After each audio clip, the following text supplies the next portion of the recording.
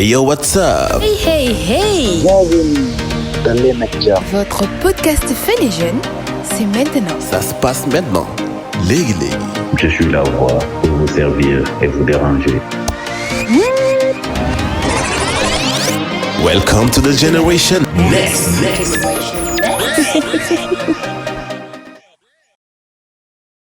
Bonjour. Beaucoup de Sénégalais sont engagés dans l'action sociale. Même si les itinéraires sont divers, ils partagent tous le même but, améliorer les conditions de vie de la population. Le numérique est aujourd'hui utilisé comme outil, mais parfois comme une arme. Vous l'aurez deviné, vous êtes au 3e numéro de votre podcast préféré, Generation Next. Et je ne suis pas seul, comme d'habitude, j'ai 2 invités. L'un a préféré d'en faire une étude et pour l'autre, c'est tout simplement une profession. Je vous laisse avec la voix pour vous faire découvrir nos invités de talent. Bonjour la voix. Bonjour, Comment tu vas ce matin? je ne vais pas bien. Plus gentil ou plus mauvais? Ça dépend du climat. Oui. On a 2 jeunes très engagés. Pour les définir, entrepreneuriat, call to action,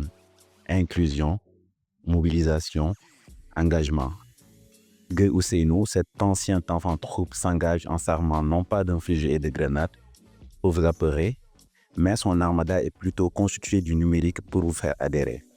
Son plus grand rêve, c'est de voir l'écrasante majorité de la jeunesse sénégalaise engagée et impliquée, décidée et motivée. Sa vision est portée par son asso Polaris, dont les missions sont entre autres l'engagement citoyen, la démocratie participative, d'où son pseudo inspiré, outillé et mobilisé. Bienvenue Ousseynou.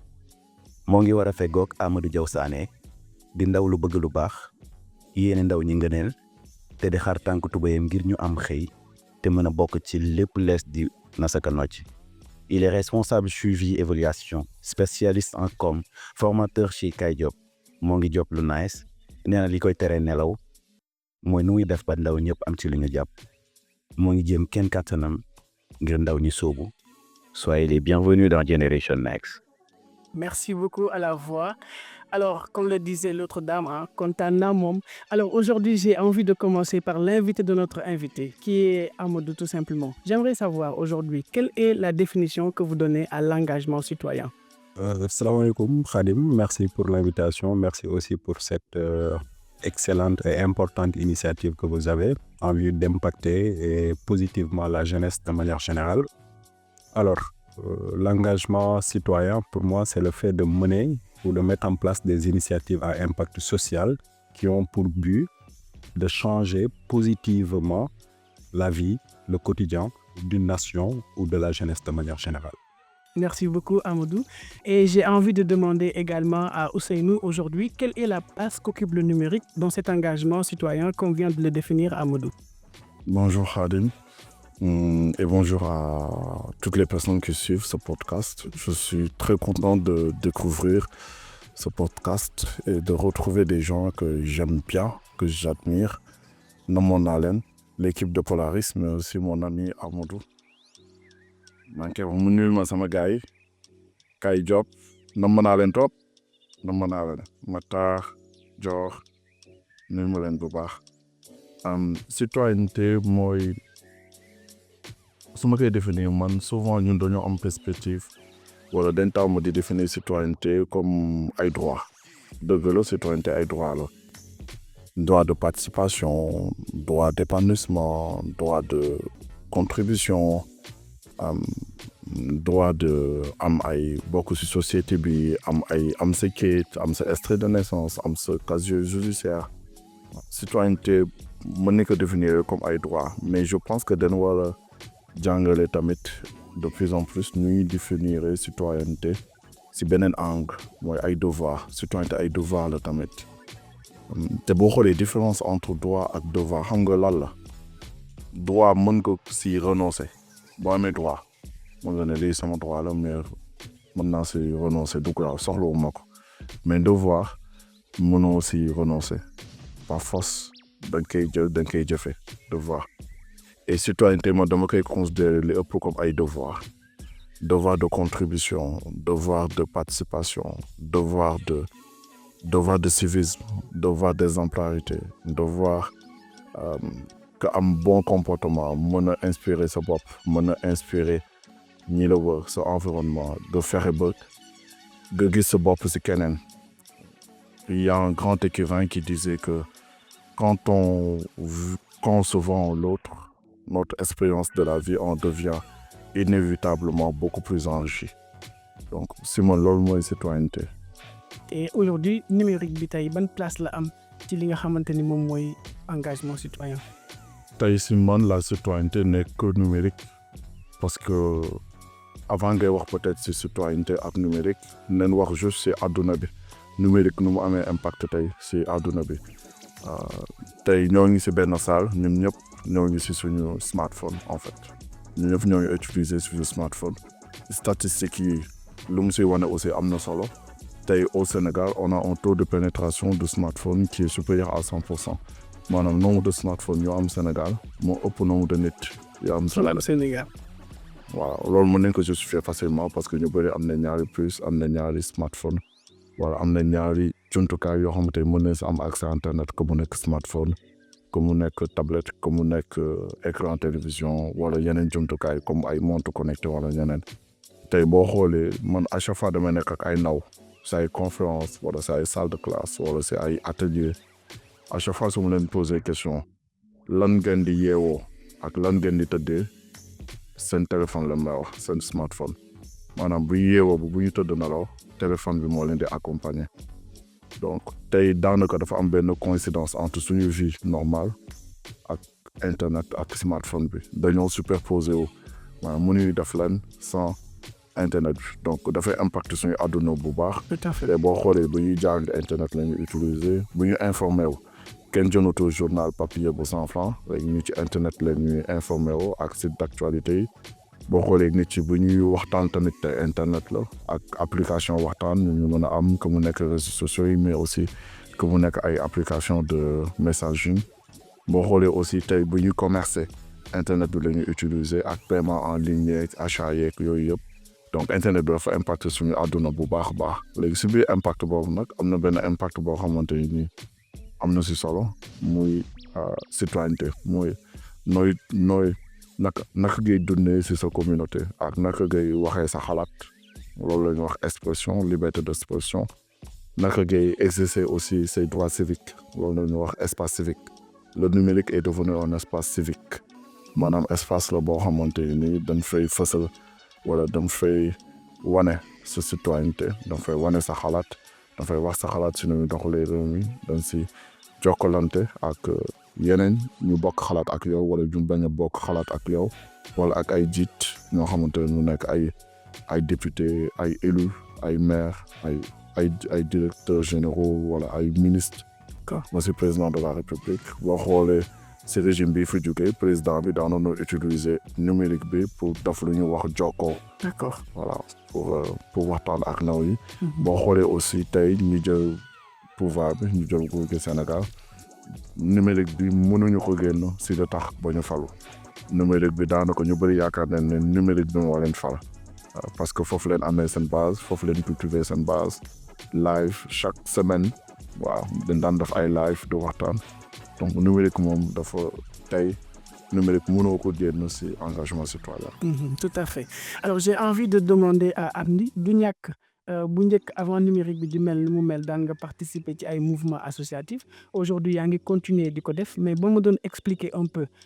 numérique bi nan la mun a defaree bala boog mu yàq li nga xamante ni moom mooy les mouvements associatifs lan lay doon. Alors c'est vrai que avant tey numérique bi di am pénétration bu am doole ci réew mi daanuñu yëngu ci ay kuréel yoo xamante ni day dajale ay ndaw ngir jéem a teg ay jéego yoo xamante ni bi dina am ay jeexintal yu am solo ci askan wi. Man dama am chance su Croix-Rouge Yarma plan international aussi Yarma donc vers les années 2000 boobu internet amagutoon benn doole bi nga doon seetlu ni duñ daan am ay projet yoo xamante ni bi dañ daan ko def dañ doon am ay jafe-jafe ci wàllu communication dañ doon am ay jafe-jafe ci wàllu relayer information bi ngir mu mën a yaatu ba ñëpp jot ci donc bokk na ci jafe-jafe yi nga xamante ni bi doon nañu ko woon a am alors jamono di dox internet di gën a am doole ba comme ni ko Ousseynou waxee léegi soxlawut ngay dox ay kilomètres yu bëri pour am internet tout le monde a internet avec lui, tout le monde a pratiquement sa télévision dans sa poche muy téléphone yi nga xamante ni bi moom la ñu yor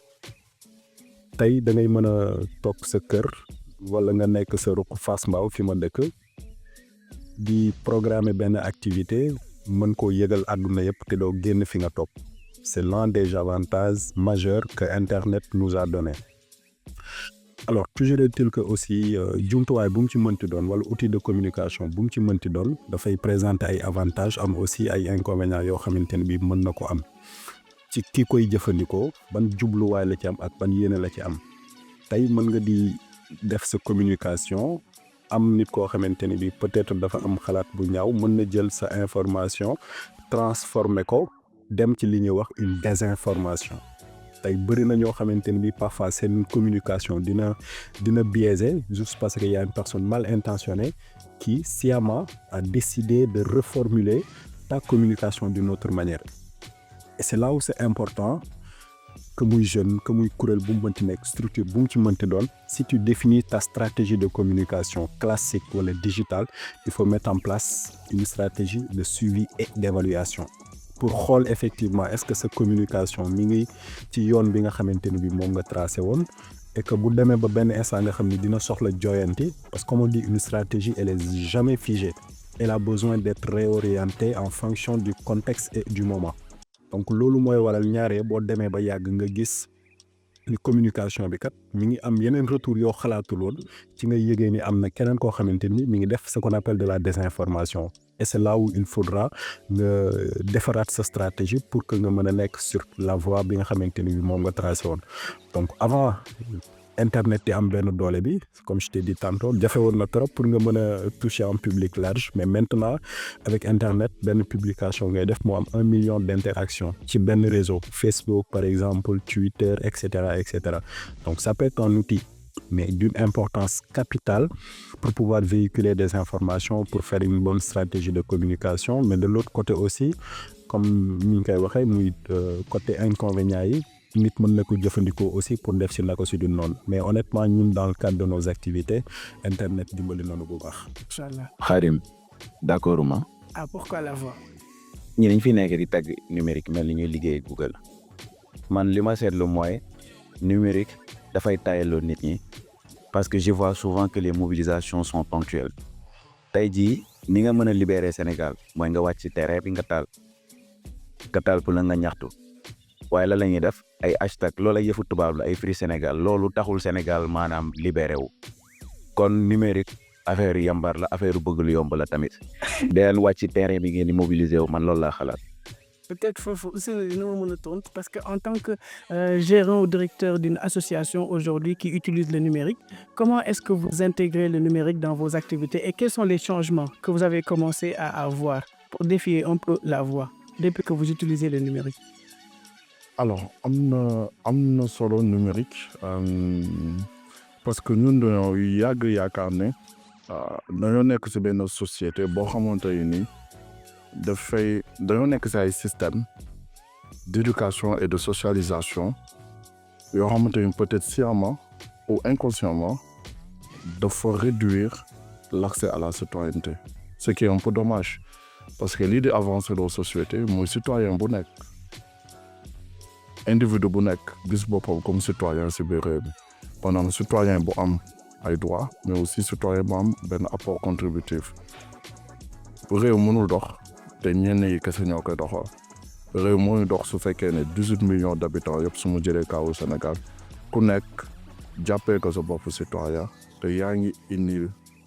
sa apport ci développement réew mi te loolu citoyenneté moo koy permettre te boo xoolee ñun Afrique suñu espace citoyen bi dafa bëri ay gàllankoor ba am na ay réew yoo xamante ni espace civique bi dañ ko restreindre am na ay réew yoo xamante ni boo ko xoolee ni espace civique kenn restreindre ko mais nit yi dañ leen yar dañ leen former dañ leen éduquer ba ñoom seen citoyenneté dañ ko mën a exprimer ak dañ ko mën a jëfe maanaam mooy système d'éducation boo xamante daf lay pousse nga inculte daf lay yemale ci ay biens matériels ak ci insertion pas système de socialisation système éducatif boo xamante ni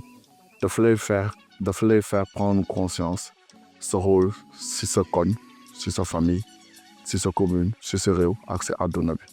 maanaam ñun suñu système éducatif malheureusement duñu jàngal loolu donc numérique bi na si man ouf de soulagement bu rëy la ouf de soulagement parce que permettre na ku nekk mu faciliter la nga jëfe sa wàll si sa société nga am accès à l'information nga mën a être dans l'action léegi li va bi wax moom am na solo seen va bi nag dafa xaw a doy waar ay day saa kenn du ko gis kenn xamul fan la nekk waaye day dégg saa di dugg di indi ay histoire si biir mais li mu wax am na solo maanaam tey boo xoolee de plus en plus le tout numérique moom kenn gëmu ko maanaam tout numérique maanaam action tàmmale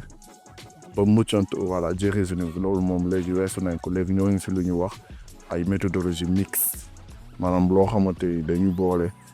offline ak online maanaam lii di xew si biir numérique bi ak li xew si biir numérique maanaam il faut que ñu jàppee ko comme complémentarité et pas comme contradiction. D'accord. Il faut que numérique bi mën a consolider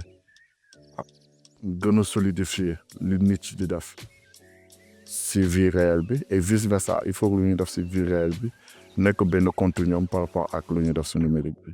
donc bu ma dégloo bu baax mën nañ jàpp ni citoyen bu nekk dafa war a considérer bopp comme un petit colibri xam ne li muy def lu mu tuuti c'est sa part et que am na importance ci société bi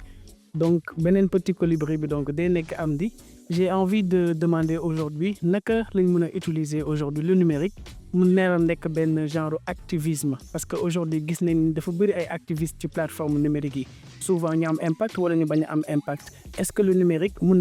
na renforcer cet engagement citoyen bay créer ay nouveaux activistes moo xam ñu baax wala mu nekk ñoo xamante ni ñu bon lañ ak sa expérience. waaw mën na ko kay loolu kay tontu bi du sori mën na ko bu baax a baax te mën nañ ci joxe ay misaal yu bari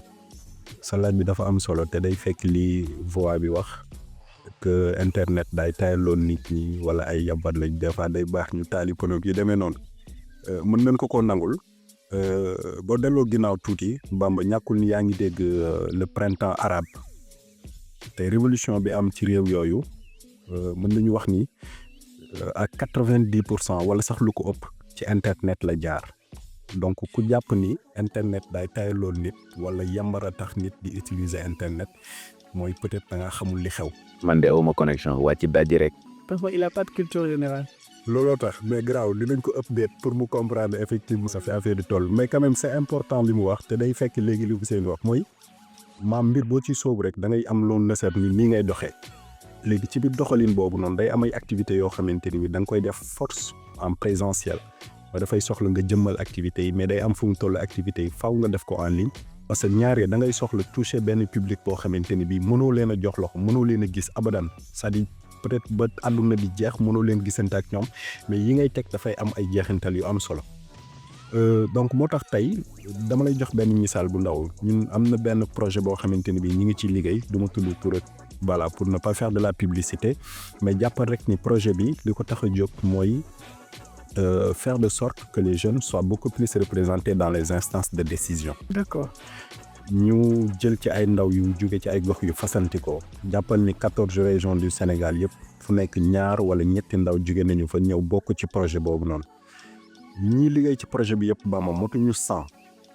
mais activités yi ñuy def suñu évaluer des fois les activités en ligne dañuy gis ni touché nañu lu tollook 500 000 personnes ci benn activité loolu boo génne woon internet dina jafe trop pour nga am chiffre yu mel noonu donc pour dire que tey internet dafa en fait outil la bu am solo mais nag ak lu mu ci mënti doon tey micro bi may waxee nii su ma ko jëfandikoo léegi mën naa la cee gaaj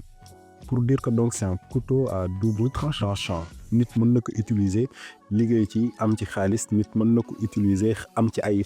jàngee ci nit mën na ko utiliser xamee ci ay nit et cetera mais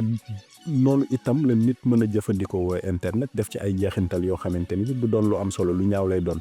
léegi yow mi utiliser internet c'est à toi maintenant d'être conscient de l'importance de cet outil-là que tu es en train d'utiliser pour impacter mais positivement bu fekkente ni bi li ngay nësër li ngay teg comme ay idée comme ay initiative njortu nga ni jeexintal bi day am solo mën nga utiliser internet pour toucher encore une fois de plus un public qui est très loin de toi. te pour dire que tey li nga doon wax léegi ci waxu colibri voilà citoyenneté et tout ku ci nekk ci ñun il faut que à un moment nga taxaw et tu te demandes man ban njëriñ laa amal réew mi. Moi en tant que jeune, moi en tant que citoyen, quel est l'impact que je suis en train de créer pour la communauté de manière générale. Loolu di fekk li mag doon nettali ci Serigne Abdou Lahad Mbacké. saa yéen a ngi nettali histoire rek nekkul leen émission yu ñëwoon démb de. C'est important loolu damay faral saa bu ma amee occasion dama koy wax mag dafa nettali ne sëñ Abdou Lahad dafa waxoon ni boo nekkee ci penc gis mbooloo yëkkati mbir nga njortu ni fa mbir mi jëm dafa am solo demal nga teg ci sa loxo ndax bu àggee fa mu jëm ñu jiiñ la ko donte li nga ci def bariwul. Pour dire quoi loolu dafay delluwaat ci engagement bi nit war a am ci société bi ak nag foo ko mënti defee moo xam en présentiel en physique wala moo xam nga gis benn visuel bu nit dugal ci internet mu véhiculer benn message bu am solo nga riposte ko partager waat ko pour effectivement montrer que yow yaa ngi teg loxo ci mbir mi nga xamante ni bi moom moo nekk di am. Pour revenir toujours sur la voie tey sur les engagements yi ñuy am sur le virtuel dafa am lu ñuy wax une marche virtuelle. waaye leen maa ngi ñëw boo seetee ay jamono marche li ñu xamoon mooy dajaloo place de l'Obélisque wala place de l'Indépendance xam nga yëkkati ay pancarte muy nag lu am solo mais dañ dem ba comprendre ni léeg-léeg di nga ne da nga bëgg marche autorité yi ne la non actuellement c'est pas possible de faire une marche renvoyé ko te yow ci jamono ji nga ko bëggoon a def. Donc l'idée c'est quoi? C'est de prendre un message, de prendre une heure bien précise. Par exemple nga ni samedi 10h nga fexe ba ñi lay suivre yow ci réseau yëpp nga mobiliser leen à ce que ñu partager le même visuel, le même texte, le même hashtag wala les mêmes hashtags. 10h ñëpp publier ndoo lool. Imaginez 100 personnes publier ci même heure bi benn visuel bu am benn message bu am même hashtag. Est-ce que yaa ngi imaginer un peu jeexintal yu yooyu loolu mën a def. Donc des fois sax marche virtuelle dina ëpp impact marche classique yi nga xamante ni bii xamoon nañu ko. C'est vrai. Ku comprendre doole ji numérique am dis-toi que tu es laissé de côté. Tey boo xoolee les outils informatiques ñi ko mënta manipuler on les appelle les analphabètes du 21e siècle. Jàngal am master plus je sais pas bac plus 15 bac plus 10 loo mënti am tant que t'es pas en mesure d'utiliser les smartphones comme il se doit, les machines, les tablettes, etc., tu es considéré comme un analphabète du 21e siècle. C'est vraiment que c'est important. Le match est 0 pour la voix, 2 pour Amdi. non maa ngi ñëwaat damay remontada ba am na lu ma bëgg a laaj foo ma yëngalaat leen ndax ci société bi dañ naan ñi nga xam ne dañuy yëngu ci wàllum numérique mooy comme waa Polaris mais Ousseynou jiite comme waa Kay Diop ñoom ay politiciens encagoulés lañ loolu la nit yi di wax ndax ndaw ñi ñun gisuñu différence entre engagement citoyen ak engagement politique dañuy def loo politique di ñu jéem a leere ci yiñ jàng ay engagement citoyen yi xawma lan ak lan dañ koy boros ci suuf léegi bëggoon naa glissement sémantique boobu noonu ñu leeral ko bu baax ba nga xam ne ki nga xam ne bëggul def activité politique mu xam ne le fait que moom mu engagé wu sur le plan citoyen bokkul ak dara lu le. Ousseynou moom nga njëkk a attaqué je crois am na solo itam parce que citoyen bi souvent bu mënta def la part des choses rek mën na bañ a am envie engagé wu parce que dana fin bi politique la donc naka la mën a defee cette distinction là entre les deux d'autant plus que dañu xaw a jege parfois trop.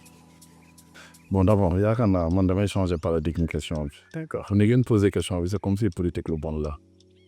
Tu vois, te politique moo ñoom ñoo am 7 000 milliards de budget ñoom ñooy voter loi ñoom ñooy jël ay décret ñoom ñooy nekk ci mairie te ni ma leen déggee gën di waxee nii politique comme si politique cancer la comme si kenn warul def politique. Bon d'abord loolu laa bëgg ma d'accord ma si ak yéen politique du lu bon politique lu baax la. Bépp citoyen am na droit def politique engagé aussi politique. Ceci étant dit man je pense que ñun dañoo am système boo xamante ni te c'est vrai maanaam ni ngeen posé question bi ça révèle quelque chose mooy tey crise de confiance bi am mooy déchéance politique bi ak crise de confiance crise politique défiance politique bi am entre citoyens yi ak hommes politiques yi ba tey boo tuddee politique rek citoyens yu bëri dañ naan cim wala dañuy daw duñ si bëgg a dugg donc loolu nag li ci mooy ñun dañoo am benn système boo xamante ni encadré wul te promouvoir wul tegul ay jumtukaay yuy fexe ba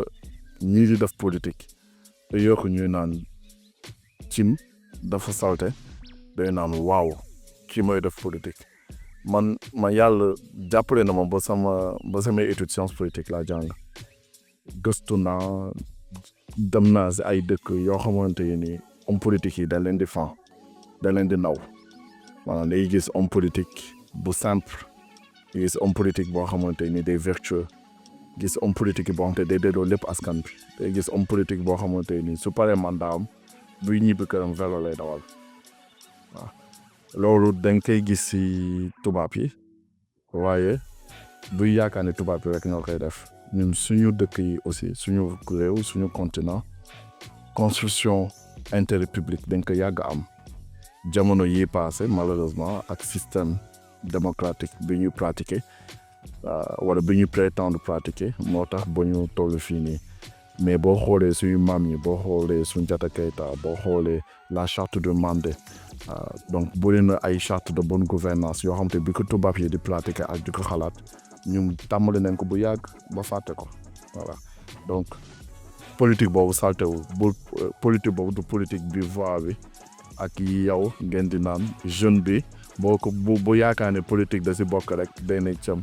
jamono jooy politique nit yi dañ ko bëggoon léegi il faut que ñu fexe ba nekk si benn réew boo xamante ni ne naw politicien maanaam mais loolu système de sélection la système boo xamante ni politique du pour wut politique pour servir la tant que politique ñoo ngi koy def pour wut c'est normal que ñu am politiciens yu mel nii mais tant que politique ñi koy def mooy ñi nga xamante ni am nañ ba pare am nañ xam-xam am nañ fi ñu toll seen àdduna ñu ne man de fay sama réew lu ma jox si la toll. ci redevabilité lay doon. redevabilité man dama bëgg a jox as tuut si li ma réew li ma sama réew jox ba ma toll fii. paradigme yi du benn entre plus def politique du wut xëy si politique du wut salaire si politique du wut kër si politique du wut carburant si politique du wut oto si politique ak du wut dépense si politique kii di wut dépense si politique bokkul ak kii di def politique pour jéem a delloo li ko réewam jox bokkul paradigme day changé mais loolu système la loolu ay loi la loolu mécanisme la ay mécanisme de sélection ñoo war a fexe ba ñu toll foofu politique si man aboutissement la léegi aboutissement bi lay permettre nga yegg si politique mooy engagement citoyen si man bokkul ak engagement politique man différence boobu lay def pour tontu fois bi. donc su ma analyser un peu li nga wax c'est comme si bu politicien bi xëyee suba bëgg a def de la politique dañ koy laaj footol et que dans son explication mun na wax ni maa fi jotoon def lii et cetera et sur cette base mun nañ am benn kóolute jàpp ni avec le petit moyen moo def lii donc ëllëg bi ñu ko joxee confiance mun na def lu ko daw. ok donc kon yow tamit am nga un point la voix continue d'avoir 0 mais dina dabe au cours du match quoi ce n'est pas trop tard pour que le Sénégal devienne champion d'Afrique. mais Amdy j'ai envie aujourd'hui de savoir dafa bëri ay désinformation yuy xew ci les réseaux sociaux de façon générale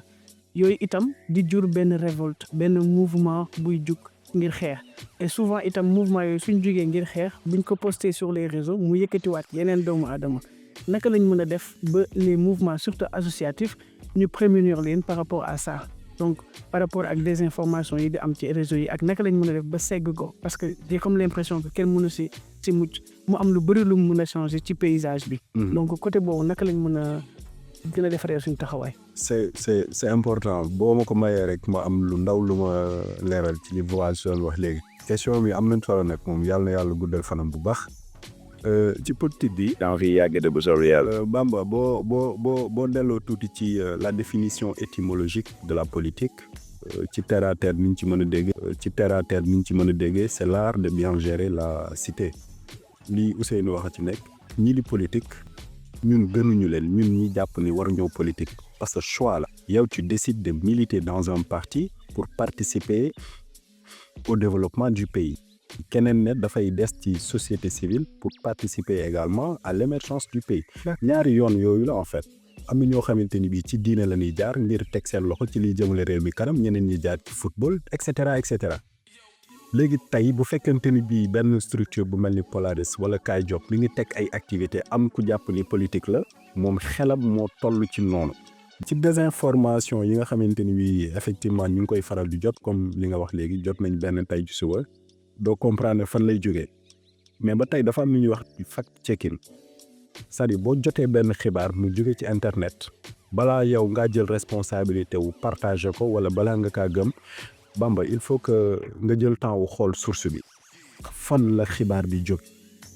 bu fekkente ni bii dem nga ba xam fu xibaar bi jóge nga xool ndax source boobu wér na parce que tey tekki wut Ousseynou joxe na xibaar bi rek forcément voilà dama koy gëm quoi et que après aussi ginnaaw bi nga jëlee xibaar bi dafa am benn moteur de recherche bu tudd Google boo utiliser yenn techniques yi mën nga xam ndax effectivement information bi wér na wala wérul et à partir du moment où l'information est fiable disons à 80 à 90%, tu peux prendre l'initiative de repartager l'information tout en précisant la source. parce que tey bokk na ci liy gën a tasaare désinformation mooy nit ñi ñaaree dañuy njëkkante tas xibaar. maa ko njëkk a xam maa ko njëkk loolu moo ñuy faral di sonal quoi mooy tax ba da ngay dégg ñu tàggee nit tak nga jël rek taf sa statut WhatsApp. man en fait dama bokk ci ñi nga xamante ni bii information ak fu mu mënti jógee su ma ko jotee dinaa jël temps wu vérifier ko ndax effectivement information bi wér na information bi fan la jógee balaa maa jël la lourde responsabilité de partager l'information. dafa non mais écoute tey ñi nga xamante ni bii ñoo jàng journalisme. bu ñu leen joxee information dañuy xool source bi xool traitement bi avant de penser à véhiculer l'information donc ñetti étapes yooyu noonu bu fekkee nit ki mi ngi koy respecter du bëri lu muy dugg ci ak désinformation et ça aussi c'est un des éléments yoo xamante ni bi ku nekk ci ñun war na di ko bàyyi xel duut ni loo fekk ci internet rek dëgg la ndax ni nit ñi di utiliser internet pour liggéey pour jàllale ay xibaar pour et cetera noonu la ko nit di utiliser également pour faire de la désinformation parfois da ngay nekk ci benn combat. Bon, un exemple patent, ñun Kaay Job, il nous arrive parfois de mettre en place des initiatives pour soutenir des entrepreneurs. Là, c'est lu mel ni collecte de fonds. Nit day utiliser le même texte def numéro de téléphone am ci suuf pour que tey yow boo naroon jàppale entrepreneur bi financièrement nga def ko ci numéro ko. te loolu mun nañ ci mucc. non loolu kenn mënu ci mucc parce que sécurité à 100% amul aussi ci numérique il faut que tamit ñu nangu ko quoi tey ni ngay def yow pour sécuriser sa information noonu la nit di xëyee moom di def le tout pour hacker sa information wala pour accès ci sa ay données donc la sécurité 100% amul ci internet du tout et c'est pour cela que nag comme je l'ai dit tantôt ci début bi mécanisme de suivi évaluation moo lay mën a permettre nga def loolu noonu yëpp tey quand tu lances une initiative et que nga dugal ko ci internet bi rek dem topp mais dis-toi que dinañ biaiser sa communication wala dinañ biaiser sa initiative donc le suivi évaluation bi ngay def moo lay permettre nga dem ba xam ni nit a ngi utiliser sa information pour di ci arnaquer ay nit nga mën a defaraat une contre communication pour wax ni lële-kële di wax du dëgg mais yem leen ci li ma leen waxoon dès le départ. Et aussi l'autre chose également est que yow mii nga xamante ni bi yaay lancé benn initiative sur les réseaux sociaux wala en communication classique Bamba fait en sorte d'être crédible. La crédibilité si toutefois nit perte ko yëgal ni dina jafe loolu pour nga teg initiative mu dem ça c'est aussi important donc la désinformation yaakaaruma dina fi jóg. Mais il faut que encore une fois de plus ñu vérifier source yi di vérifier que effectivement information bi am na wala amul avant ñu ko partager. Khadim si tu me permets parce que ñoom daal fexe nañ ba jaay ma ni numérique outil d'engagement citoyen la xaw ma lan noonu lan lañ wax noonu bàyyi léegi man li ma bëgg pour ñu jéem a persuader mooy bëgg naa kenn ku ci nekk. wax ma concrètement numérique yan action la permettre nga mëne man réyuma su ma d'accordé dinaa jébbal su ma d'accordul nag moom dinaa gën a tàngal maa ngi leen di dégg. dama koy boole ak sama question mu ànd nekk benn ci la voie comme ni mu ko waxee yan action lañ mën a teg de façon très concrète aujourd'hui am na ay jeunes yu nekkee Ourossogui Tomboronkoto ci Kédougou et cetera bëri ay activités yu ñuy def mais kenn du ko gis parce que xamuñu naka la ñuy utiliser le numérique souvent même ñu yaakaar ni buñ fa jaaree. dañ naan ñii dañuy wane wu wala dañuy ngis tel alors que souvent le bien dafa war a contaminer pour ñeneen ñi aussi ñu def ko donc comme la voix nu mu ko waxee aujourd'hui yan conseil dañ mën a jox les jeunes ñi nga xamante ne bëgg nañ teg ay actions sur le numérique ba du yàq dara ci seen engagement citoyen au contraire daf koy gën a fësal pour que ñëpp mun ci jot.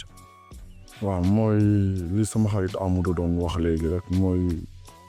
vraiment balaa ngay def ay engagement sur numérique et de manière globale dans la vie lépp loolu di def dans la vie da ngay doon si wut compétence ba pare donc da nga koy jàng donc jeunes yi on a souvent remarqué que ne ñoom am nañ ay compétences privées sur numérique bi mais duñu am ay compétences professionnelles donc il faut que bépp ndaw bu nekk Sénégal mën a formé wu si numérique bi maanaam noo mënee utiliser ne na logiciel yi noo mënee dafay stratégie de communication noo mënee utiliser yenn logiciel de PowerPoint yi yenn logiciel de réalisation de visuel yenn logiciel de découpage montage de vidéo donc compétence yooyu si man tey compétence yoo xamante ni dafa war a universel bépp nit bu am 18 ans rek si man tey nekk citoyen acquérir citoyenneté 18 ans droit de vote si man war nga am ay compétences numériques basiques ay compétences numériques citoyennes ay compétences numériques professionnelles donc loolu man conseil boobu lay jox jeunes yi ñu mën a dem wuti ay compétences parce que xam nga la mooy problème numérique maanaam c'est compétence yooyu boo ko amul si beneen extrême numérique bi ngay dugg maanaam côté sombre numérique bi si ngay dugg parce que yow développé ay compétences de fact-checking par exemple en ligne sur l'information en ligne développé ay compétences de cybersécurité nooy protéger sa mot de passe nooy protéger sa compte ba kenn du la pirater ba kenn du mën a utiliser si surtout sa compte loolu aussi wax na léegi ku copier-coller benn test daf numéro mais léegi lu ñu gis lu ëpp si internet bi mooy koo xamante ne day ñëw dugg sa profil pirater la après di ñaan say nit di lay ñaan xaalis wala di leen envoyer ay email donc numérique mooy loo xamante ni soit nga am compétence yi soit doo am compétence soo amee compétence yi nekk du bon côté boo amul compétence yi nekk du mauvais côté léegi ñun nañ koy gis ay jeunes yu bëri qui ont des difficultés extraordinaires à cause du numérique yoo xam te mënatuñu jàng mënatuñu génn seen nekk parfois gis naa si ñu xaru dañ siy gis ñun dañ dem si benn criminalité inspecteur bi nee ñu 5e étage la nekk cybercriminalité Médina inspecteur yi nee na am na ko mos a génn fii porte plainte dem si terrasse bi bëgg a tëb 5e étage policiers yi suñ ko teelu woon gis duñ ko jàpp donc am na solo numérique bi nag pour tontu la voix ñun Polaris daanaka suñu développement yëpp daanaka numérique si numérique bi dañ ko lal ñun buy exister en 2019 2020 dañ toog ay presque dañ ko lancé 1 2 3 6 mois Covid ñëw daal suñu kaw après ñu ne waaw ñun nu ñuy def Covid am na de te ñun dañ bëggoon dem si école yi sensibiliser jeunes yi affaire yooyu ak ñi may liggéeyal donc si di mi ñu ne ok léegi ce qu'on va faire mooy dañuy jël Polaris daf ko en ligne di def ay vidéo di def ay sensibilisation si leen créé à l'époque 2 minutes chrono concept la boo leen demee suñu site wala ngeen dem suñu réseaux sociaux di ngeen ko gis. D'accord donc 2000 chrono yooyu moo tax Polaris am tey moo tax Polaris tey di fay chaque jour wala chaque mois 30 personnes. moo tax tey Polaris di def am impact Sénégal Côte d'Ivoire Bénin Gambie Mali. digital boobu puis voilà tout est parti du numérique ñun parce que Covid bi dafa ñëwoon te il fallait que ñu dem si transformation digitale donc Polaris un peu c'est le bébé du numérique quoi. On tient notre survie grâce au numérique. Voilà. Et donc si Polaris l'a fait je suppose que tout le monde également peut le faire. Et foofu lay jeexale itam si Amdy pour la même question pratiquement aujourd'hui citoyen bi bëgg a engagé numériquement yan action la mën a poser. waaw benn action yi d'abord c'est à 2 niveaux moom à titre personnel muy d'abord le renforcement de capacité comme li Ousseynou wax moi je pense que 18 ans sax mën na sori mais depuis l'école primaire war nañu commencer. D'autant plus que xale yëpp ay tablettes yi. mais da ngay dugg TikTok bis ay boy yu am 3 ans di def ay vidéo di ko fës te ça peut faire peur parfois mais aussi dafa war a déclencher benn tic chez les parents mais aussi chez les autorités pour ñu comprendre ni booy yi léegi dañuy judd rek téléphone la ñuy njëkk a foowee tey ñi si am doom bu leen seen doom yi di sonal. le téléphone mi. Tu vois ce que ça fait et du coup mën nañu ko def dès le primaire ñu commencer di titiller l'outil informatique màgg ak moom donc dina tax ba ñu teel a développer des compétences voilà sur le numérique sur le digital de manière générale donc loolu c'est à titre personnel mais bu fekkente ni bi amoo chance comme ni ñu ko waxee léegi jàngee ko au niveau des écoles et que yaa ngi utiliser internet boo duggee YouTube dalay jàngal lépp soo demee Google mën nga fa jàngee lépp donc loolu c'est personnel. L'autre chose bi nga xamante ni bi tey mën nañu ko def pour que sunu ay activité di am benn doole bi sur les réseaux sociaux loolu autorité étatique yi ñoo koy mën mooy li ñuy wax réduire la fracture numérique. tey am na dëkk yoo xam ni boo fa demee dañuy am problème mu connexion dañuy am sax problème mu woote mu jàll. Peut-être que dans les grandes villes duñu ko sentir. Bamba, tu as eu à faire le Sénégal, tu vas confirmer ce que je dis.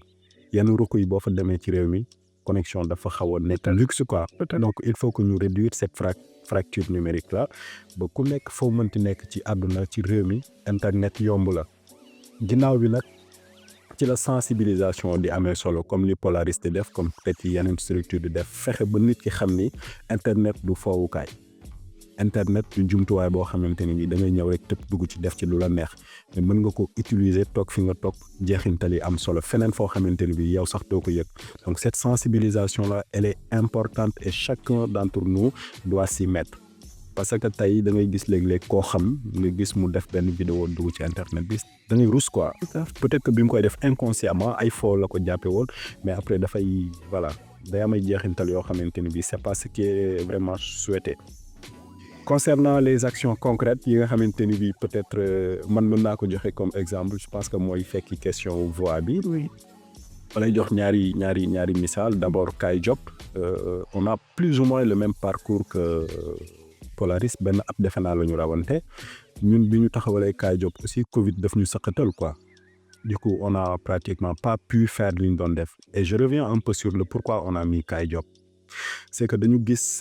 Sénégal y a beaucoup de jeunes diplômés ou pas yoo xamante ni bi bëgg nañu liggéey mu tëleen ñu dem ba sentir ni yoon la ñu créer seen business su bopp quoi di jaay yére di jaay café di jaay lu nekk quoi pour pouvoir s'en sortir et joindre les deux bouts. Et pendant ce temps on a remarqué que les médias classiques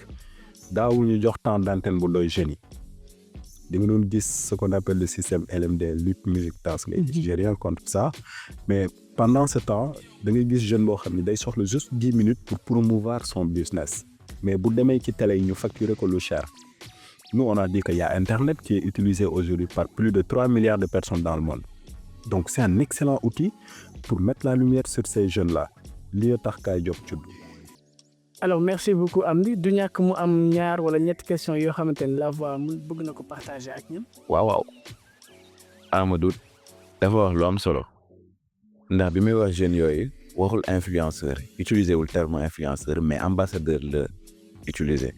Bari na tamit ci société bi ñoo xam ne dañuy ŋàññi influenceurs yi moo tax bëggoon naa xam ñooñu ñuy woowee influenceur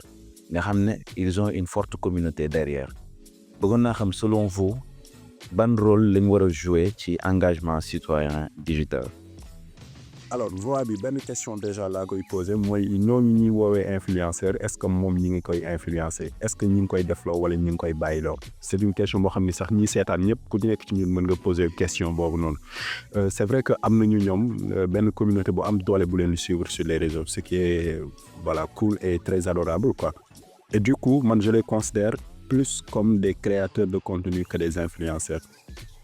Maintenant ndax influenceur am na Sénégal waaw mën naa ci lim ñenn mais je vais pas faire de la pub mais am na ñoo xamante ni bi seeni ay contenu spécifiquement ci benn domaine la ñuy wax.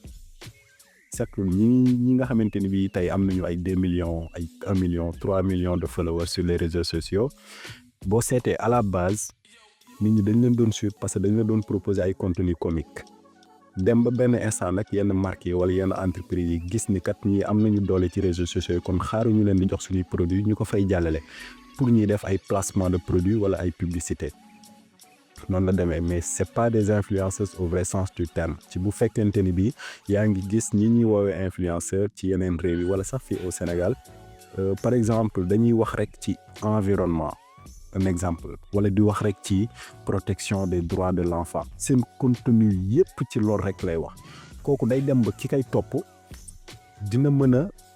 bu ko waaji ne defal lii dina ko def parce que xam na ni kii lii muy wax ni lu mu maîtriser la parce que maa ngi koy suivre depuis des années et je vois qu'il met pratiquement des contenus yoo xamante ni bi génnuñ ci domaine bi nga xamante ni bi moom lay waxtaane loolu il faut que Sénégalais yi comprendre mais nag encore une fois de plus bu fekkente ni bi am nga réseau bu am doole ñu lay suivre mais mën nga ko utiliser Bamba pour effectivement participer aux activités citoyennes. Mais malheureusement ñooñu tey koo ci woo ne ko kaay ñu setal fii danaan la ñaata laa ciy am. Là, tu as toujours l'argent devant. Quoi. Et c'est dommage quoi. Et c'est vraiment dommage, nañu ma baal, mais c'est vraiment dommage de vouloir mettre l'argent devant tout et n'importe quoi. À un moment, il faut se demander li John Fitzgerald Kennedy doon wax lan laa mën a defal réew mi que lu ma réew mi mën a defal tout le temps. Donc nañ setal nañu engagé citoyennement nañu et cetera et cetera. Et ça revient sur la lancinante question des deux citoyens que nous pouvons avoir dans la société. La citoyenneté active et la citoyenneté passive. Fan la ku nekk ci ñun di boole boppam. Inch'Allah. Yàlla na bokk si ñi active. Alors la voix ndax am nga beneen question pour Ousseynou? Effectivement, j'ai une dernière question pour Ousseynou. Le Sénégal a le plus jeune président de l'Afrique. Maintenant, pensez-vous que cette ascension au pouvoir reflète un engagement citoyen utilisé comme un outil de mobilisation positive, ou bien cet engagement citoyen a-t-il été employé comme une arme stratégique pour lui permettre d'accéder à la présidence? Ok, merci la voix. Non, daf may dugal si ay waxu politique. Moo ñu doon wax ba ñu politique moo may dugal si ay waxu politique. mais non, question bu am solo la te kenn mënul dindi ne ñi ñuy jiite instant yi ak lu leen mënti waxal indi neen révolution indi neen jëfin politique bu bees. te ku xool jeunes yi nu ñu engagé woo avant ak après avènement dynamique bi porté suñu njiitu réew yi xam ne wute na. Donc à un moment donné on a eu des jeunes man damay dugg Space X gis benn salle X ak ay 2000 personnes 3000 personnes 4000 personnes. Ils ont et je pense on leur doit beaucoup pour ça.